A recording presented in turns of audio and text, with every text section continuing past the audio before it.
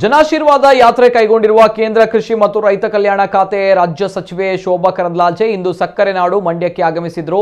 ತಾಲೂಕಿನ ನಗನಹಳ್ಳಿಯಲ್ಲಿ ರೈತ ಮಹಿಳೆಯರ ಜೊತೆ ಯಾವುದೇ ಹಮ್ಮು ಬಿಮ್ಮು ಇಲ್ಲದೆ ಸಾದಾ ಹೆಣ್ಮಕ್ಳಂತೆ ಗದ್ದೆಗಿಳಿದ ಶೋಭಾ ನಾಟಿ ಮಾಡಿ ಗಮನ ಸೆಳೆದರು. ಜಿಲ್ಲಾ ಉಸ್ತುವಾರಿ ಸಚಿವ ಕೆಸಿ ನಾರಾಯಣಗೌಡ ಅವರ ಜೊತೆ ಟ್ರ್ಯಾಕ್ಟರ್ ಏರಿ ನಾಟಿ ಯಂತ್ರದ ಮೂಲಕವೂ ಕೂಡ ನಾಟಿ ಮಾಡಿದ್ರು. ನಂತರ ಸಾತನೂರು ಗ್ರಾಮದ ಅಲೆಮನೆಗೆ ತೆರಳಿ ಬೆಲ್ಲ ತಯಾರಾಗುವ ಪ್ರಕ್ರಿಯೆ ವೀಕ್ಷಿಸಿದ್ರು. ಇನ್ನು ಕ್ರಷರ್ಗೆ ಕಬ್ಬು ಕೊಟ್ಟರು, ಬೆಲ್ಲದ ರುಚಿ ಸವಿದ್ರು.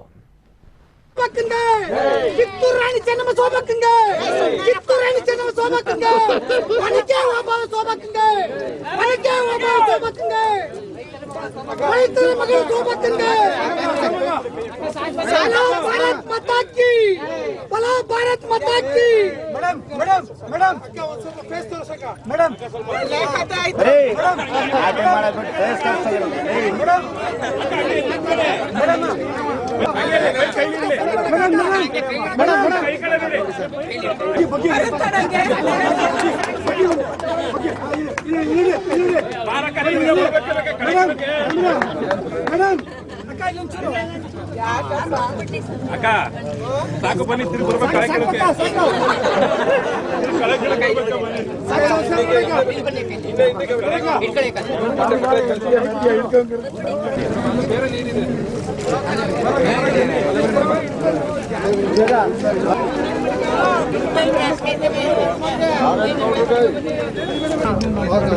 ಆಯ್ತಾ